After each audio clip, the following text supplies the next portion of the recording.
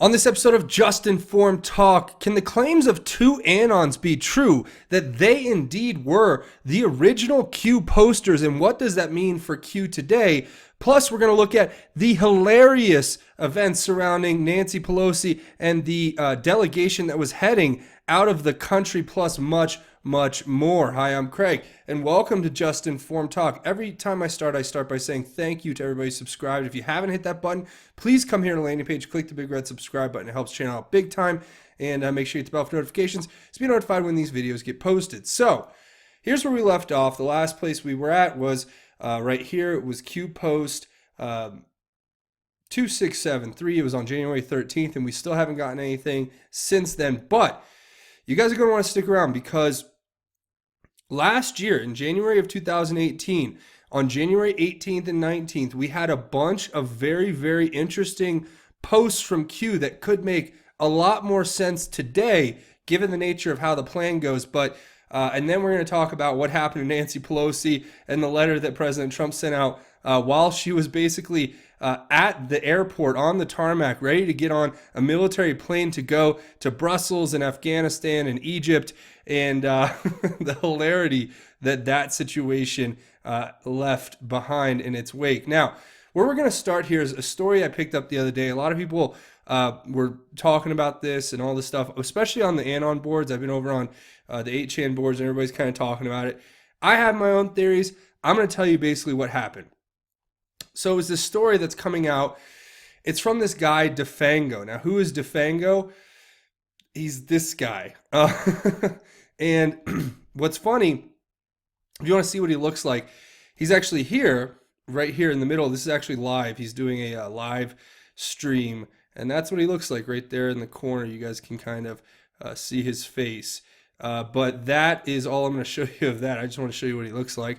So basically, this is the full story. So there is this here on the We Are Change channel. Now, I'm sorry for the jump there, but this is the actual video itself, and you guys probably recognize this guy. He's Luke Rudkowski, I think. And this guy, I guess, works at his channel, We Are Change or whatever. And they put out this video called "Cue the Plan to Fool the World." Now, what it is this guy went and interviewed the Defango character that I just showed you right here, still playing a video game. Okay, you know, I don't play video games, so I don't even know. I think that game is the Fortnite game that everyone's playing. But yeah, so he did an interview with Defango and this guy named Dreamcatcher. Now, what was the interview about? It was about how Q started, and according to them, Defango and this Dreamcatcher guy, they went to this hacking convention called DEF CON, where black hat hackers and white hat hackers and gray hat hackers all come together to exchange ideas and information. And basically, Defango says that he went to this conference with the idea of getting involved with starting something new. Now, why did he want to start something new? Is because he had been involved with, apparently, according to him, this Cicada 3301. And if you guys don't know what it is, it's this set of puzzles that were posted on the internet to recruit code breakers and linguists from the public. Now, all you have to do in order to get involved is find their publicly posted puzzles, and they all deal with like data security and cryptography and steganography, excuse me. And basically what it was a way for, a lot of people speculated that it was a way for NSA, CIA, MI6 to recruit people, but nobody ever really figured out what it was. So this guy Defango says that he solved one of these puzzles, I guess the last one, and then he met the people who, I guess, make the Cicada puzzles, and he realized, this is his words basically, he said, I'm paraphrasing, but he said to the effect of that he didn't like, how they acted, and he didn't think they were doing it for all the right reasons, so on and so forth. You guys can put together with that what you may. Well, anyway, so he solves this puzzle, and he meets the guy, I guess, who's in charge of making the puzzles, and he talks to him, and the guy, I guess, asks him to make the next Cicada puzzle. So instead of doing that, I guess he was a little disgruntled, this Defango guy, and this is all his story. I'm not saying that this is a fact of what happened, but this guy DeFango right here says he solved the puzzle, and then they asked him to solve another puzzle. And this is all in this interview with this guy right here. Sorry, I don't know all these people's names, but there's a lot of people out there. So he says he solved the puzzle. He was asked to make another puzzle, and then basically he just decided not to do that. And then he had this idea after reading a book, this book Q by some a French philosopher or something, and basically he had the idea to make this Q movement. So they went and they used these psychological hacks, like mind hacks, ways to convince people to do things, because there's ways of using psychology to manipulate. And that's what he's basically saying that he did. He used his knowledge of the innate and subconscious psychological cues that people have inside their mind in order to make this Q thing. And the idea was basically to put these posts out to, in his words, draw out the people who were fakes. And that's why they did it. So, but he does make it very clear that after the first few posts, he lost control of the Q persona, because I guess the trip code was taken and somebody else started doing it. But then he claims that him and this guy Dreamcatcher were involved in these Discord logs. Now, Discord is like just a big chat room, basically. You can make private chat rooms in a Discord log.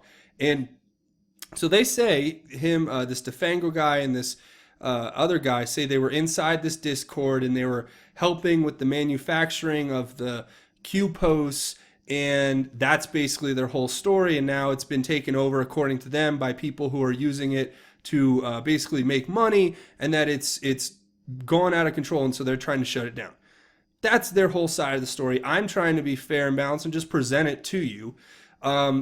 Now, the funny thing is during the interview, if you go over here to DeFango's channel, he actually posted the interview that he did right here with this guy from We Are Change. And when you're watching the interview, I have to tell you my take on it, my feeling, because it was an hour-long interview, and it was very long, and there was a lot of stuff that, to me, just didn't seem quite right. It felt like a troll. I mean, it just felt like the biggest trolling thing to throw people off of the scent of what Q really is. And I don't say that with anything other than that just being my personal opinion. Like, at one point, he asked, the guy who's doing the interview asked the Dreamcatcher guy, he's like, so why did you do all this? And the guy's just like, I'm a poster, I can't say it. It was an expletive, but he said he was basically an SH you-know-what poster, and that he was the SH you-know-what posting lord. That's what he called himself. And as he's saying that, this guy DeFango's like trying to hold back laughter. And it just felt like these guys were, the story doesn't feel right. Everything they're saying it could be very true that they were in the original part of the Q part. They were somehow involved with the post and all that stuff, because, a lot of people I'm sure were brought in, and there's levels of separation that provide plausible deniability for especially higher up officials who may be involved with this. So using guys like this to come out here and just basically troll the MSM, and I know this We Are Change, these guys, the Rutkowski and them, they're all very left, and they're not, in my opinion, they're really like a lefty liberal organization. But yeah, so that's the interview with this guy, and he's kind of like, it seems like a troll. I can't tell you for sure. I'll let you guys kind of decide for yourself. And yeah, so that's him, and the guy who is I don't want to be negative, but I mean, it's like some dude playing a video game who's probably like 30 something years old, in his mid 30s. He's playing a video game with, I'm sure, a bunch of kids online, and this is Q. According to him, that's what we all have been working for. But Q's become so much more than just one person, and it's not just about who Q is anymore. It's more about what has Q become. What does it stand for now? That's, to me, that's why none of it matters. It doesn't matter who Q is. Because the research is what matters. The pushing people to open their eyes and use their own logical thinking to figure out these issues and to go dig and do the research and to get involved with something bigger than yourself, where you're trying to find the truth. That's what Q is. And to me, you to have some guy come on and say, yeah, I'm the Q, and these people are all fraudsters. Well, I'm not moved by this argument whatsoever. And personally, for me, I think that this has created a huge global network of individual patriots who are coming together and saying, they're putting their foot down. They're drawing a line in the sand. They're saying, look, we are going to expose the truth of what's going on here.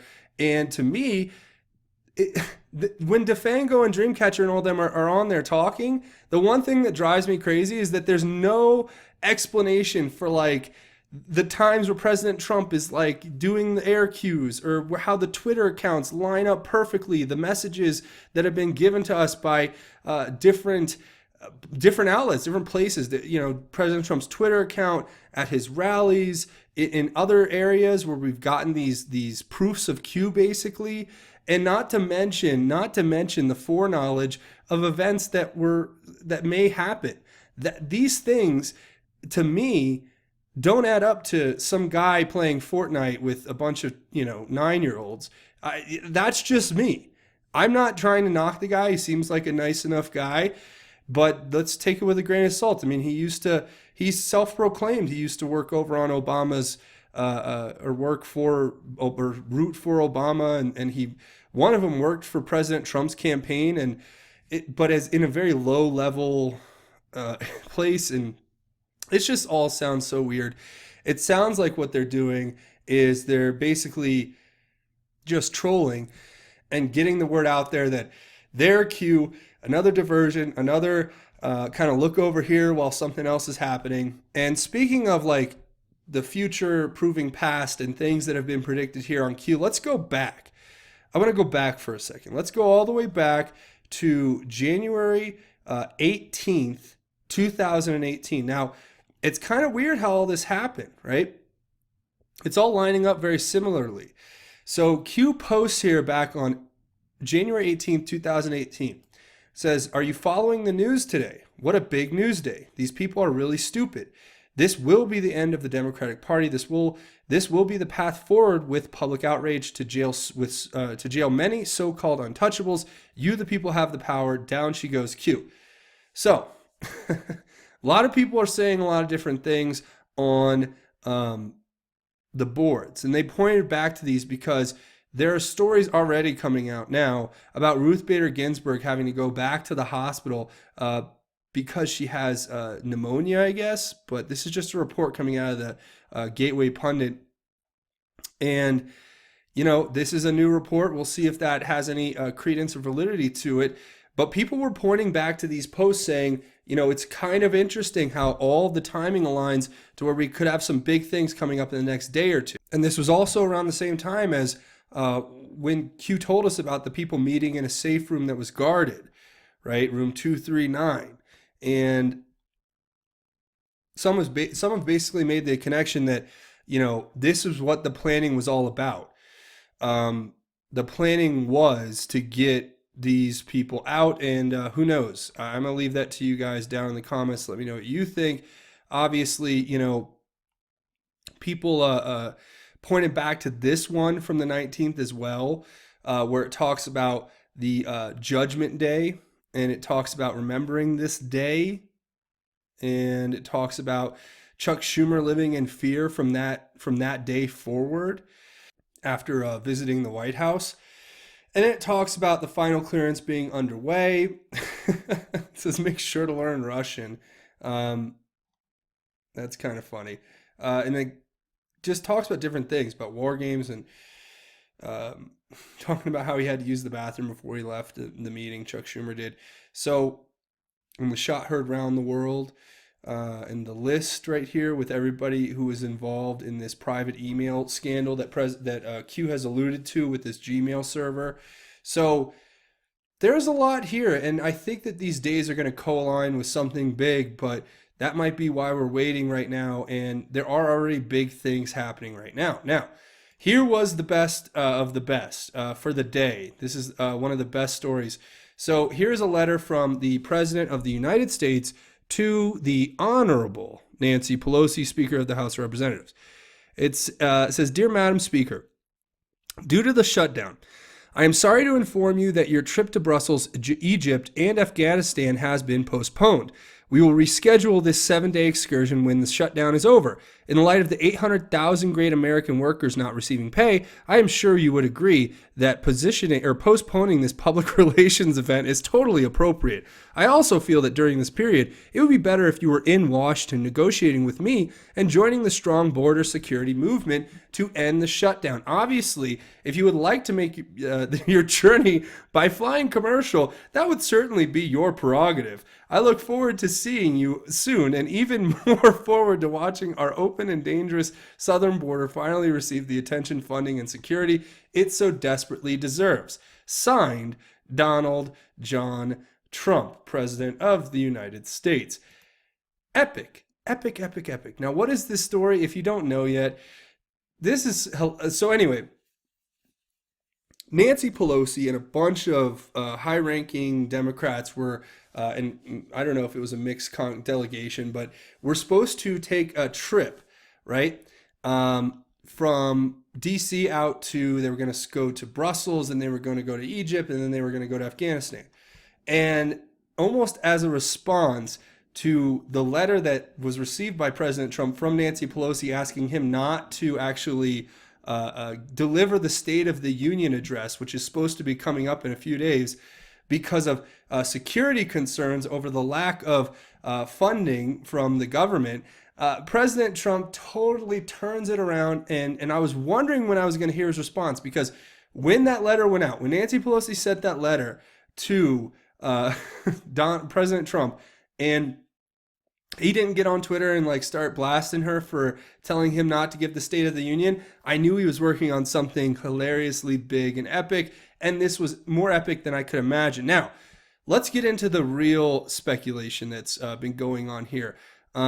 Here's another story talking about how they were stranded on a bus.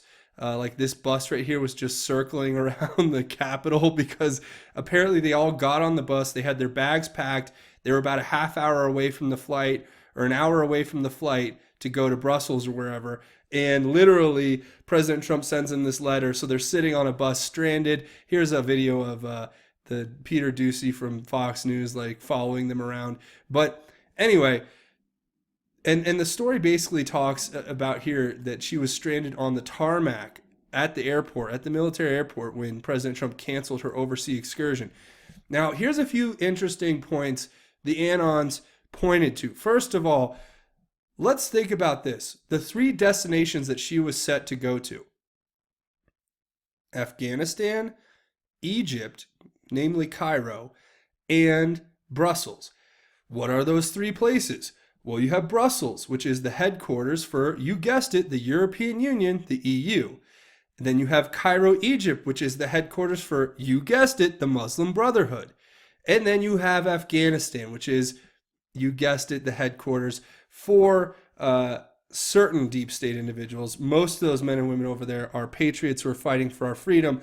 But I'm not going to, sugarcoat things. There's stuff going on over in Afghanistan. And the point is this, that Anon said, it's really interesting that in the middle of a shutdown, right before the president's about to give his State of the Union, she wants to get on a plane and fly halfway across the world to have meetings with the EU, the Muslim Brotherhood, and some contingents in Afghanistan. That to me is just like, okay, we're getting a little weird here. This is getting weird, okay? And don't forget that this is all right on the heels of this story, which came out about a Georgia man who plotted an attack on the White House and other D.C. sites. This guy was crazy. He looks like just a complete little wimp. His name was Hasher Jalal Taheb. And so this guy was planning to do some real damage and some pretty awful and evil stuff. And it's just weird that they're trying to get out of town because, guys, don't forget, according to the reports online, this guy was planning an attack for basically today. at least according to the reports that I've read, is that it was planned for today or yesterday, depending on where you're watching this. But yeah, so, and then they're getting on a plane and booking it out of town the same day. I'm not saying anything. I'm just saying, you guys can put on your thinking hats and start, adding two and two and seeing what you get. But yeah, I mean, because you look at this and it's so weird. And I just had to bring that story up. I thought I'd bring that to your attention. And yeah, so with all that being said, I hope this kind of clarifies some stuff. I'll leave links to all this stuff down in the comments. If there's anything else you guys want to talk about, go down in the comments, let me know. A couple of ways you can help out the channel if you want to stick around for 1 second is to come here, smash the subscribe button. Make sure you hit that bell for notifications so you get notified when these videos get posted. Also, watch these videos right here. Now, if you've been watching this whole video and you're wondering what the heck's QAnon and what's this guy talking about, that's why I made this video. Come here to the main page for Just Informed Talk on YouTube, and you can watch this video, What is QAnon and the Great Awakening? It'll give you all the information you need to know about what QAnon and the Great Awakening is, how to find the information, how to get involved, how to do the research, and all that other stuff. So if you guys want to use that, it's a great tool. Go check it out. And also watch these videos, share them on your social media if you guys want to get caught up on the latest Q posts and what's been going on. And other than that, a few other ways you can help. There's financial. You can come over here and help me out on Patreon. You can support me on the crowdfunding website Patreon, patreon.com. You can come here and search Just Informed Talk or click the link in the description. I thank you guys for your support. The people who come here to Patreon are what keep this channel alive and running, and I can't tell you how much I appreciate your constant support. So if you come here and make a donation, know that it keeps this channel up and running. And if you're not, and it's a monthly donation, so if you're not interested in the monthly donation, I have a GoFundMe page too that I set up where you can make a one-time donation. You can do it anonymously to help keep the channel up and running, because guys, demonetization on YouTube is real. So links will be in the description if you guys want to help out the channel. A couple other ways you can help out is come find me on Twitter. Go ahead and click that follow button on Twitter, and you can come follow me here. You get all my funny and clever and hilarious and thought-provoking tweets.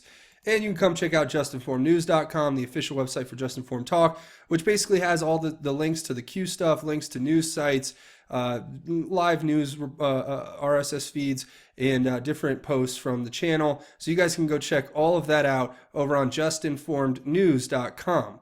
Now, with all of that being said, I'm going to take a second to do the most important part of every episode, and that is the segment I like to call God's Grace is Greater, and that is where we talk about God's grace and how it is truly greater. For today's piece of scripture that we're going to read and then talk about briefly, it's going to, excuse me, it's going to come out of the book of Psalm, from Psalm 9, and it's going to be Psalm 9, verses 9 through 10. And it simply says, "The Lord is a refuge for the oppressed, a refuge in times of trouble. Those who know your name trust in you, because you have not abandoned those who seek you, Lord." And that's it. That's as simple as it is. I know we all have to deal with adversities, and I was talking about this with a very close person today, and we were talking about this very thing, and the idea that, there are all these obstacles and there are all these excuses we can use, and there are all these ways that we can basically sell ourselves short, and to make ourselves smaller than we really are, and to make ourselves less motivated to accomplish the goals that we set forth than we really have the ability to exceed. And in that, I wanted to share this verse because I want to remind all of you guys out there, just don't forget that the Lord is your refuge. And if you are being oppressed, and if you're in a time of trouble, that is your refuge. Turn to God. Turn to the Lord. Don't turn to man. Don't turn to money. Don't turn to the lies of the wicked. Turn to the Lord, because he is your refuge. And because when you trust in his name, and when you trust in him, you will not be abandoned. The Lord will come and seek you out, and he will become a refuge for you. So when you're in the eye of the storm and things seem like they're awful and they're never going to get better, and everything that you've worked so hard for your whole life seems to be crumbling in front of you, I know it's hard, but look to God. Make the Lord your refuge, and you will be saved. And it may not come in the way you expect, and it may not come in the way you want, and it may not be easy, and it may not be the path of least resistance, but let me tell you what, it will be the most worthwhile decision you ever made in your life. Turning to the Lord. And all it takes is a prayer and to open your heart. So that's basically where I'm going to leave it. I want to say thank you guys again for watching. Make sure you hit that subscribe button if you haven't already. Now's a great time to do it. But thanks for watching Just Informed Talk. My name is Craig. Godspeed and God bless each and every one of you, Patriots.